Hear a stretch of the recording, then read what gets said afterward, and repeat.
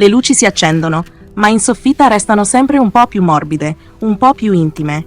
Bentornati, soffittari e soffittare, nel nostro angolo segreto dove il cinema di genere vive ancora, dove ogni volto dimenticato torna a brillare come non aveva mai smesso di farlo.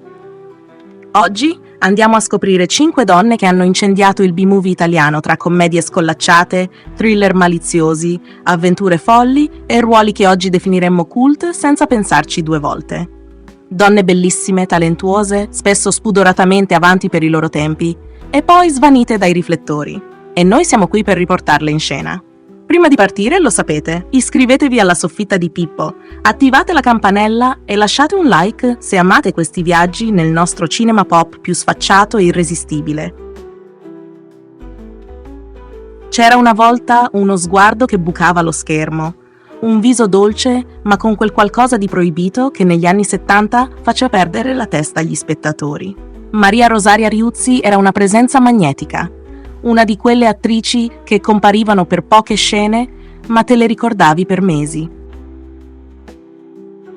La vediamo in La ragazzina, diretta da Mario Imperoli, un film che oscillava tra dramma ed erotismo, come solo gli anni 70 sapevano fare.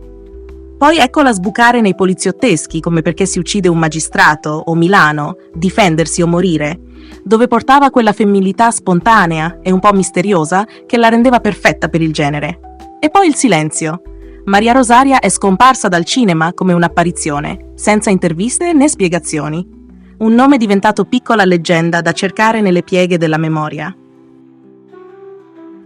Poi c'era Stella Carnacina. Simpatia, risate, gonne corte e fascino leggero come una commedia balneare.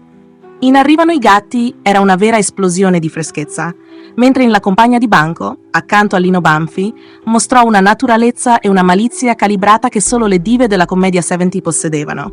E come dimenticare il bel paese con un Paolo Villaggio in stato di grazia?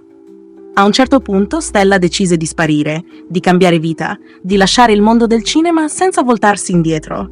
Un addio silenzioso, elegante, quasi poetico. E poi c'è Fiamma Maglione.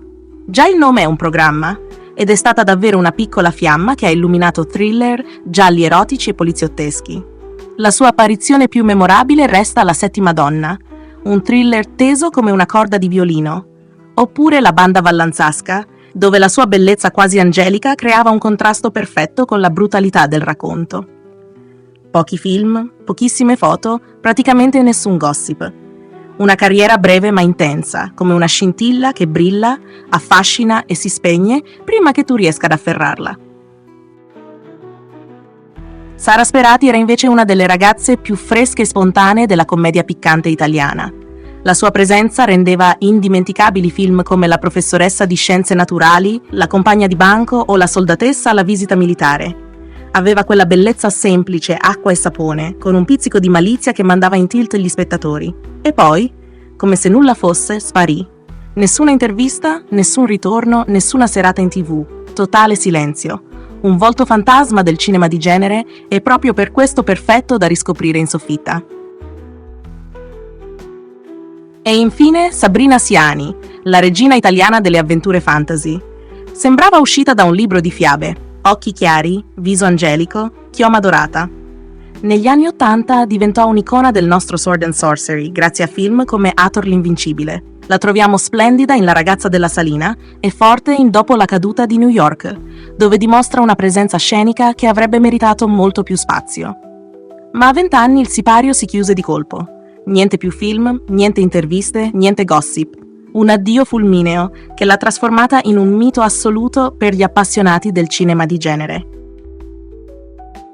E allora eccole qui, 5 volti splendidi che il tempo ha provato a nascondere, ma che noi abbiamo riportato alla luce tra risate, ricordi e quel pizzico di nostalgia che fa bene al cuore.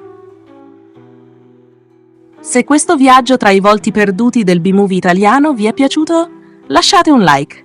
Iscrivetevi alla soffitta di Pippo e scrivetemi nei commenti quale altra stella dimenticata volete vedere nella prossima puntata. Perché qui, nella soffitta, le luci non si spengono mai. Restano lì, morbide, calde, pronte a illuminare chi pensavamo di aver dimenticato.